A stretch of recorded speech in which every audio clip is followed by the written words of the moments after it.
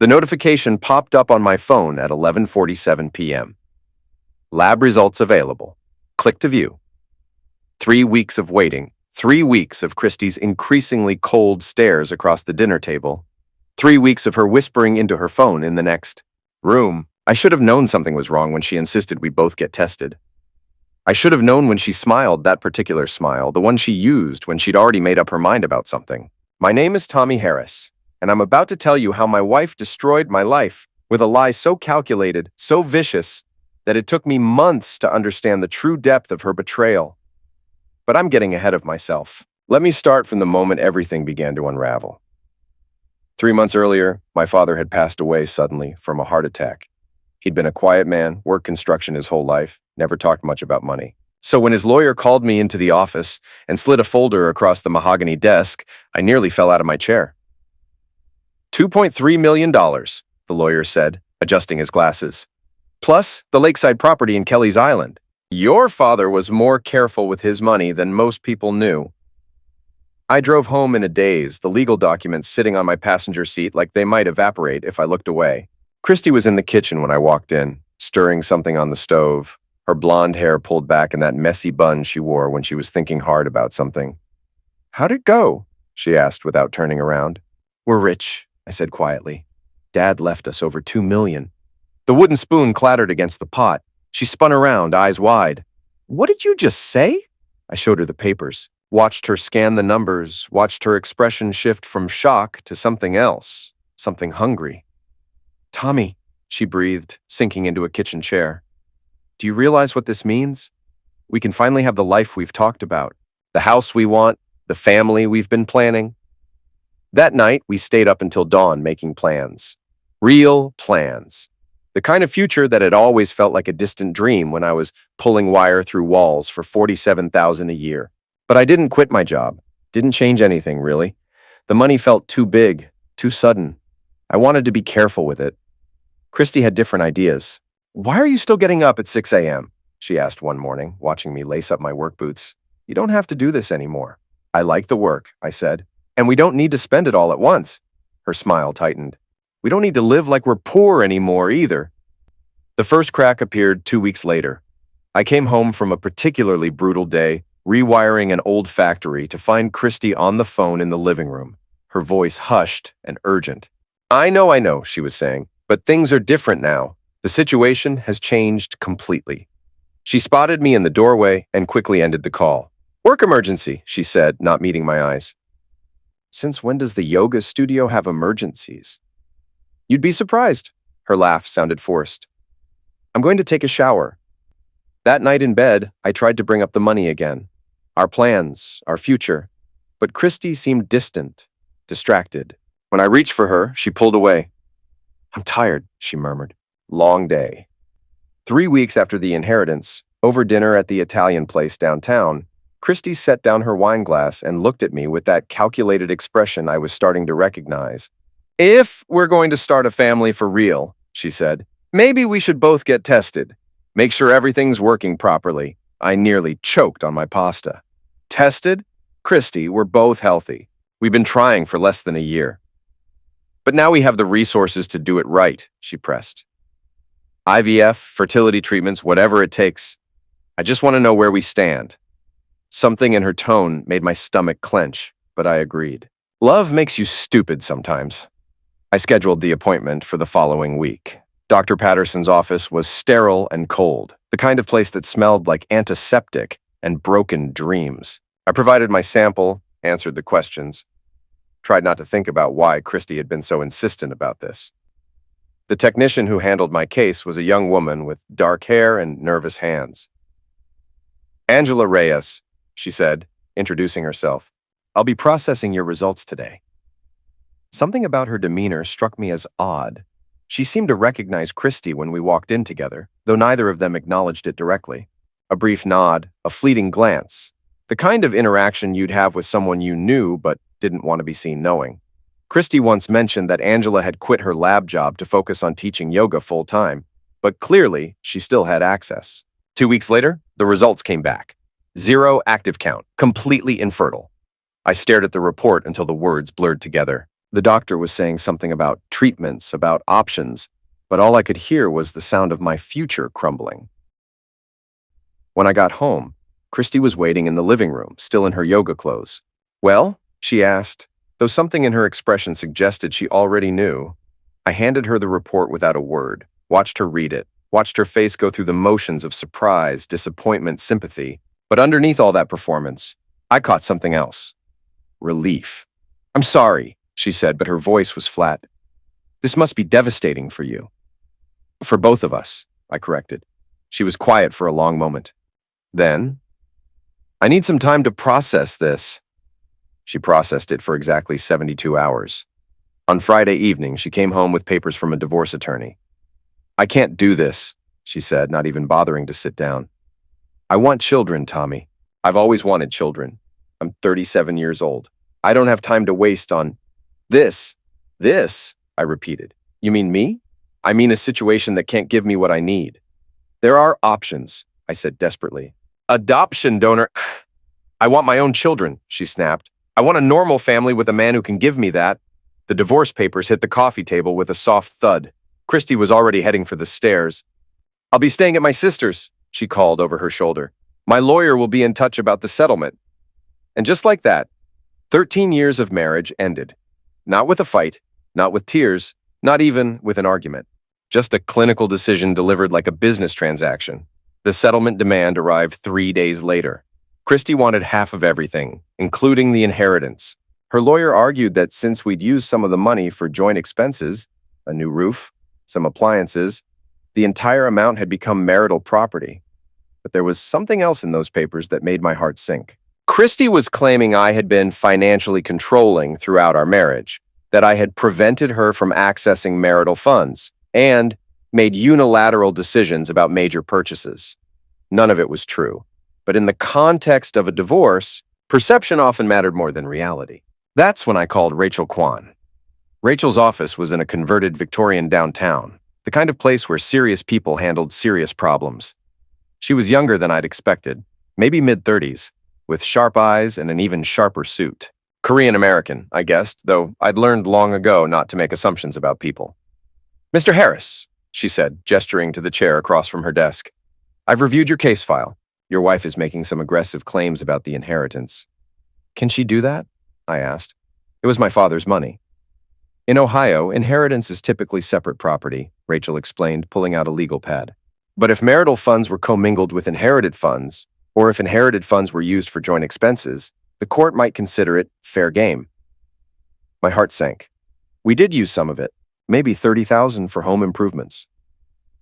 "That complicates things," Rachel admitted. "But there's something else in your file that bothers me. This fertility test that precipitated the divorce. When was your last physical?" "About a year ago."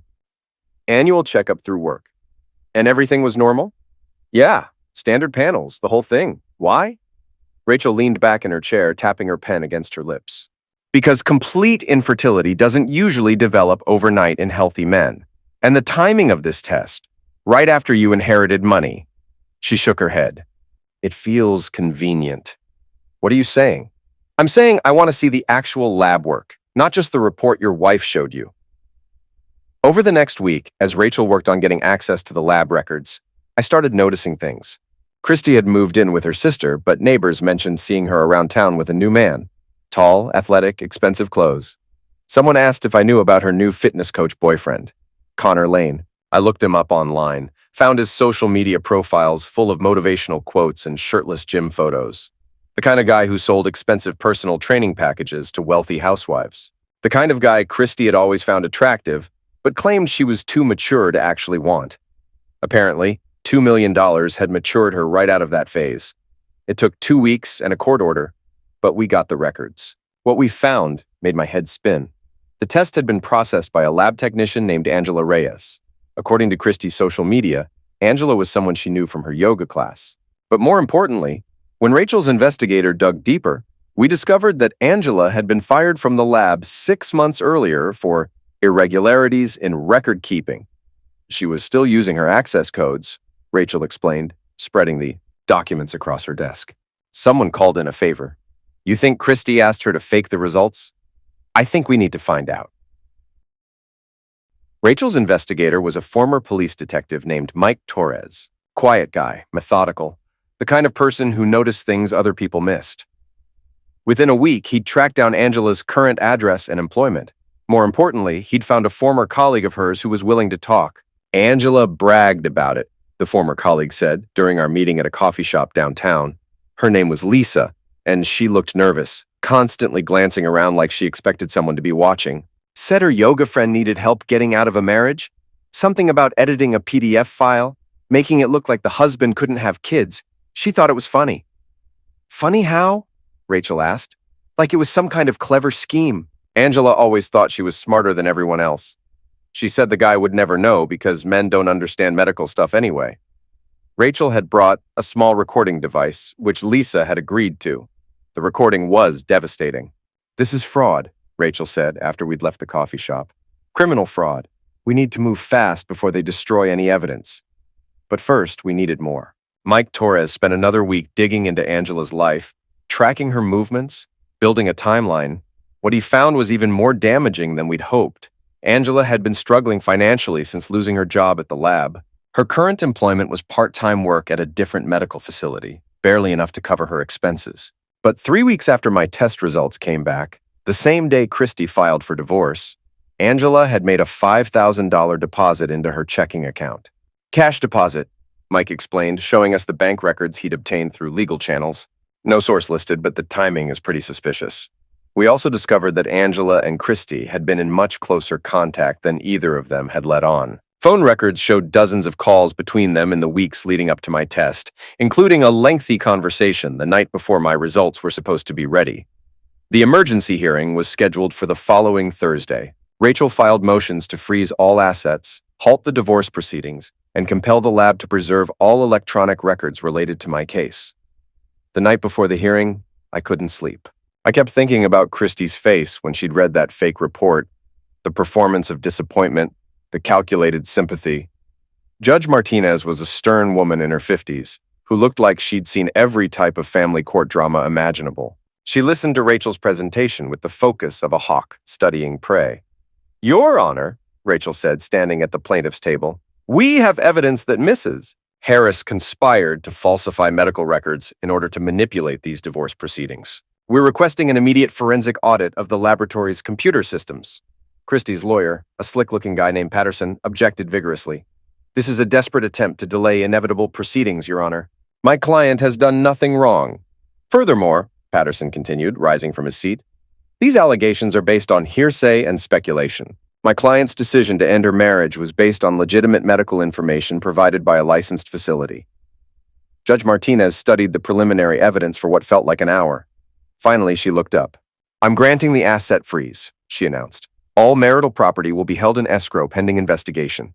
The court will also order a complete forensic examination of the laboratory's records." Christie's face went white.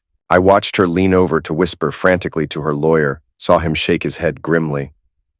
For the first time since this whole nightmare began, I felt something that wasn't despair. But Christy wasn't going down without a fight. That evening, she showed up at my house.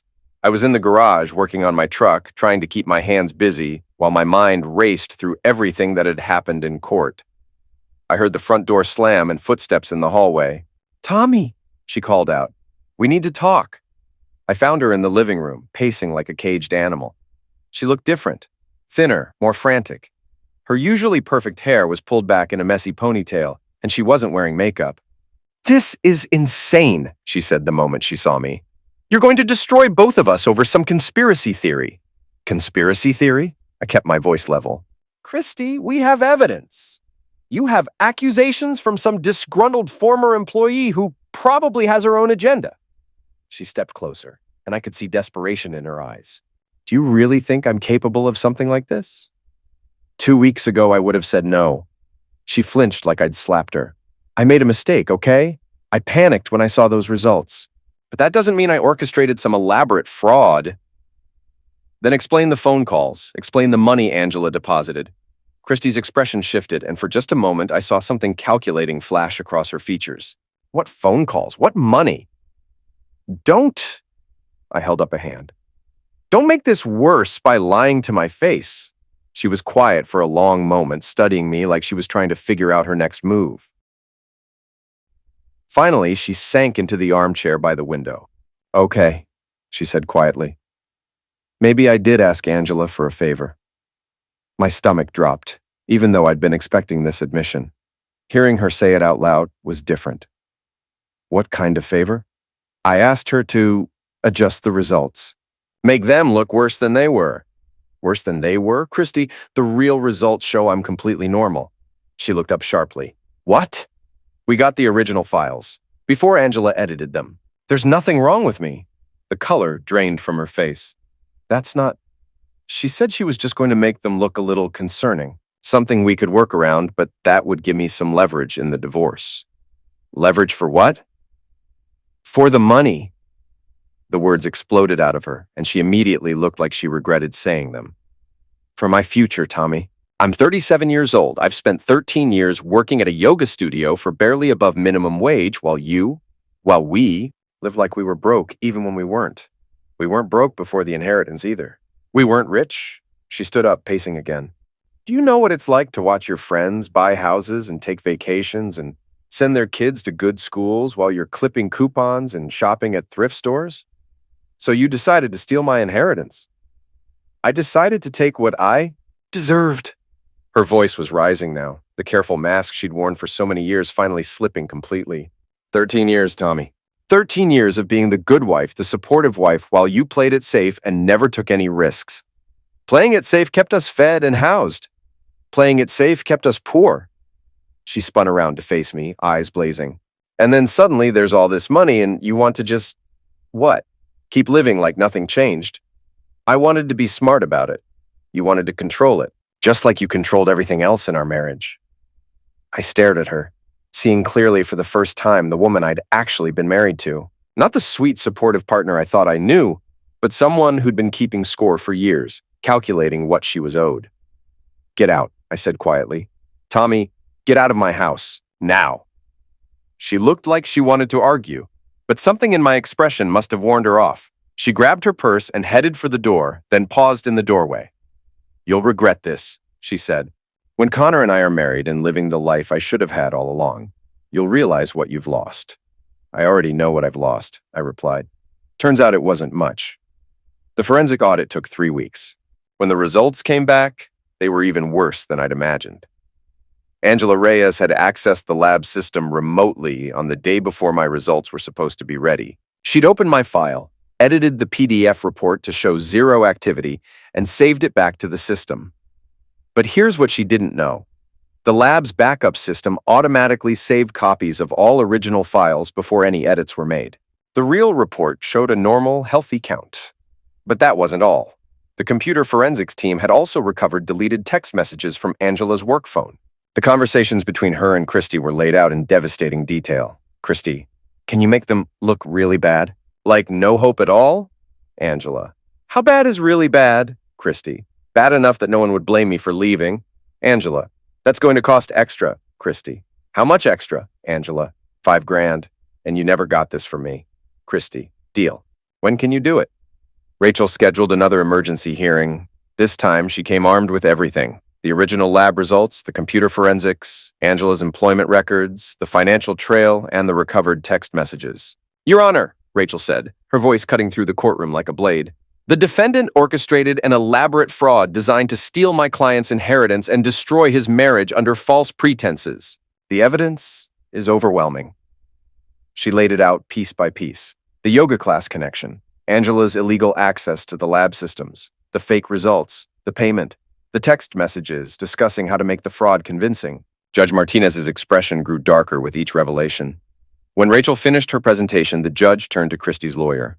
Does your client have any response to these allegations? Patterson looked like he wanted to disappear into the floor. Your Honor, my client maintains her innocence and... Mr. Patterson, the judge interrupted. I've seen a lot of creative approaches to divorce settlements in my courtroom, but falsifying medical records to defraud a spouse? That's a new low. She turned her attention to Christie, who was slumped in her chair like a deflated balloon. Mrs. Harris, you are hereby ordered to appear before this court next week to show cause why you should not be held in contempt. Additionally, all your claims to marital property are dismissed with prejudice. The inheritance remains the separate property of your husband. The gavel came down with a sound like thunder.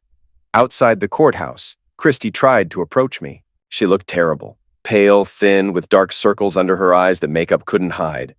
"Tommy," she said, her voice breaking. "Can we talk, please?" "Talk to my lawyer," I said, not stopping. "I made a mistake," she called after me. I was scared. I was thinking about my future, about what I wanted.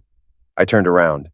"You destroyed my life for money, Christy. You made me believe I was broken just so you could justify leaving me." "It wasn't supposed to go this far," she whispered. "I just wanted out. I wanted a different life." "You got it," I said. "Enjoy it." But the legal system wasn't done with Christy yet. The criminal charges came down a week later. Angela Reyes was arrested for computer fraud and falsifying medical records. Christy was charged as a co-conspirator. Both of them were looking at significant jail time. The arrest happened at Christy's sister's house. I wasn't there to see it, but the local news covered the story. "Yoga instructor allegedly conspired to falsify medical records in divorce fraud," the headline read. The video showed Christy being led away in handcuffs, her head down, reporters shouting questions she didn't answer. Her boyfriend Connor was notably absent from the coverage. During the months of legal proceedings, Rachel and I had spent countless hours together. Late nights reviewing documents, strategizing, building the case that would ultimately save my inheritance and expose the truth. Somewhere in all those meetings, something had shifted between us. It wasn't planned, wasn't calculated like everything Christy had done. It was just real. "I should probably mention something," Rachel said one evening as we finished reviewing the latest round of motions in her office. It was past 9 p.m. and we were both exhausted. "What's that?" She looked nervous, which was unusual for her. Rachel was always composed, always in control. "I'm pregnant," she said quietly. I stared at her, not comprehending. "What?" "I found out yesterday. I know the timing is complicated, and I know this changes things between us professionally, but..." I kissed her. Right there in her law office, surrounded by case files and legal briefs and the wreckage of my marriage. I kissed her like my life depended on it. "Are you sure?" I asked when we finally broke apart. "Very sure," she said, smiling. 12 weeks. The irony was staggering. While Christy had been orchestrating an elaborate fraud to convince me I was infertile, I'd been proving the opposite with the woman who would become the most important person in my life. But Christy wasn't done trying to destroy what was left of my happiness. 3 months later, she called me from the county jail where she was being held pending trial. Her voice was different, harder, more desperate. "I heard about Rachel," she said without preamble. "I heard she's pregnant." "Yeah," I said. "She is." "Congratulations," Christy said, but there was venom in her voice. "I'm sure you're very happy." "I am.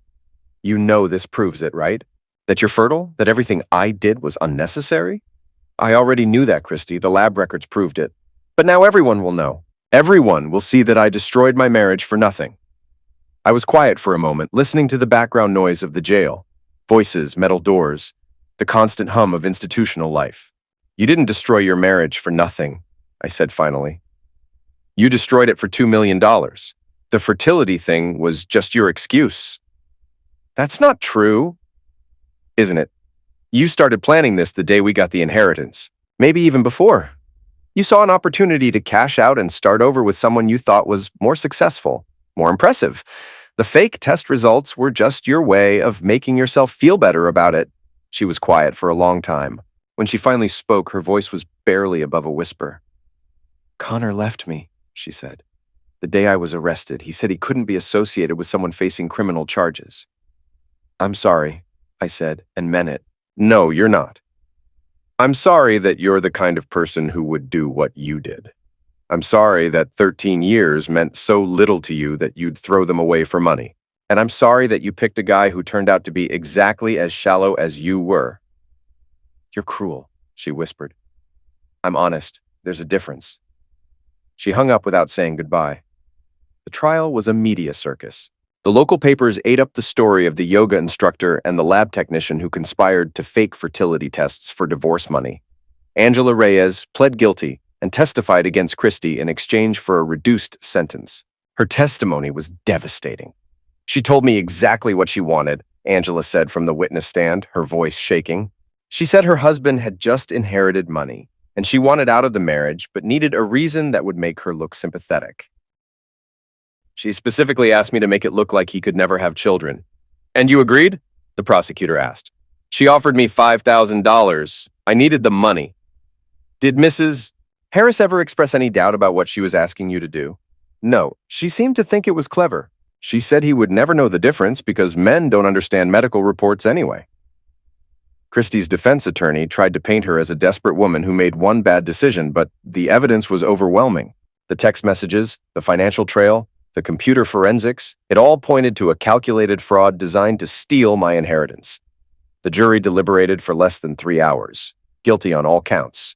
Christie got 18 months in prison and was ordered to pay restitution for the legal costs and emotional distress she'd caused. Angela got 2 years. Both of them would have felony records that would follow them for the rest of their lives. On the day of sentencing, Christie's lawyer allowed me to make a victim impact statement. I'd thought long and hard about what I wanted to say. "Your Honor," I began, standing at the podium in the packed courtroom, "the defendant didn't just steal money from me. She stole my faith in the person I loved most. She made me believe I was broken, defective, incapable of giving her what she wanted. She let me suffer with that belief for weeks while she planned her new life with my inheritance." I looked over at Christie, who was staring at the table in front of her. But, in the end, her greed exposed her true character. And that allowed me to find someone who actually deserves my trust and love. Someone who's carrying my child right now, proving that everything the defendant tried to make me believe about myself was a lie. Judge Martinez nodded solemnly. "Mr. Harris, I hope you can find peace in the knowledge that justice has been served." "I already have, Your Honor." 6 months later, Rachel and I were married in a small ceremony at the lakeside property my father had left me. She was showing now, radiant in a simple white dress that accommodated her growing belly. As we exchanged vows with Lake Erie sparkling behind us, I thought about the strange journey that had brought us here. Christie was serving her sentence at the Women's Correctional Facility in Marysville. The settlement from my civil suit against both her and Angela had more than covered Rachel's maternity leave and set up a college fund for our child. "Funny how things work out," Rachel said that night as we sat on the dock, watching the sunset paint the lake in shades of gold and crimson. "What do you mean?" She placed my hand on her belly, where our son was growing strong and healthy. "You spent months thinking you couldn't have children. Now you're about to have one with someone who actually loves you." I felt the baby kick against my palm and smiled. Maybe Dad knew what he was doing after all. How so? Leaving me that inheritance. It's what exposed Christie's true nature. If we'd still been broke, she might have stayed married to me out of convenience. I never would have known what she was really like. Rachel leaned against my shoulder. Or maybe she would have found another reason to leave. Some people always do. As the stars came out over the lake, I thought about the choices that had led us here. Christie's greed, Angela's willingness to commit fraud for a friend, my father's quiet wisdom in building wealth and leaving it to someone who wouldn't squander it, Rachel's integrity in fighting for the truth, even when it would have been easier to just process another divorce case. Sometimes justice isn't about revenge. Sometimes it's just about the truth finally coming to light. Our son was born on a crisp October morning, healthy and perfect. When the nurse placed him in my arms for the first time, I thought about all the tests and reports and lies that had tried to convince me this moment would never happen. 3 years later, I ran into Connor Lane at a hardware store downtown. He looked older, smaller somehow. The confident swagger was gone, replaced by something tired and defeated. "Tommy," he said, seeming genuinely surprised to see me. "How are you?" "Good," I said. "Really good.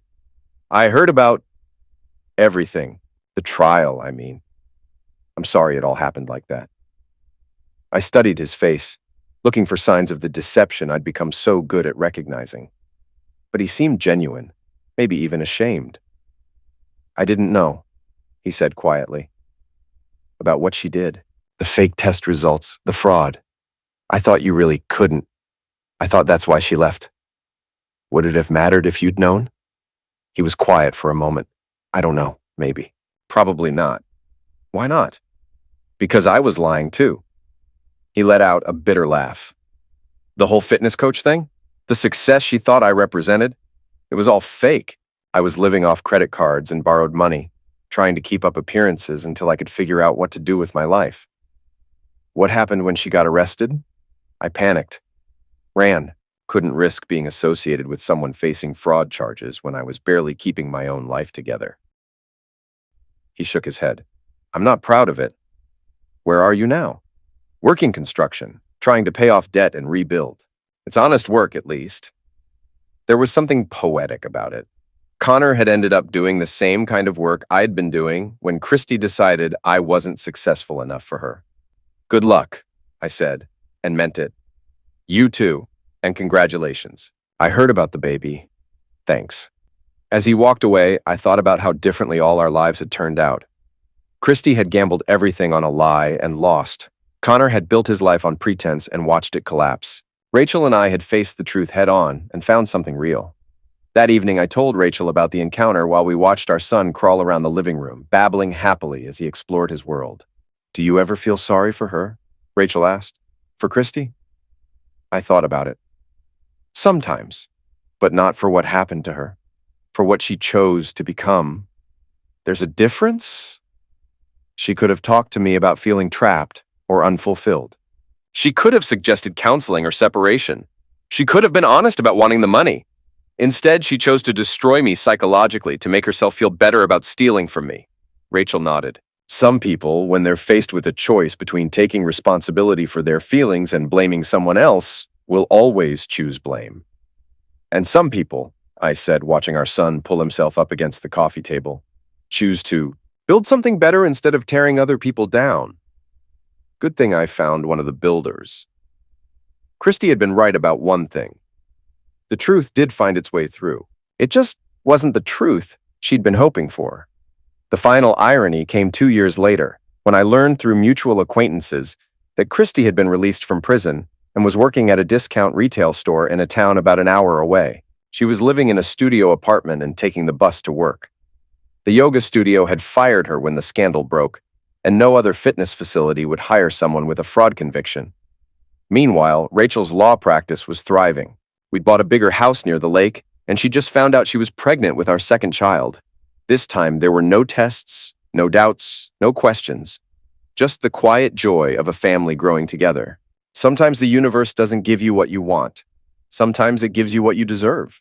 And sometimes, if you're very lucky, those two things turn out to be the same.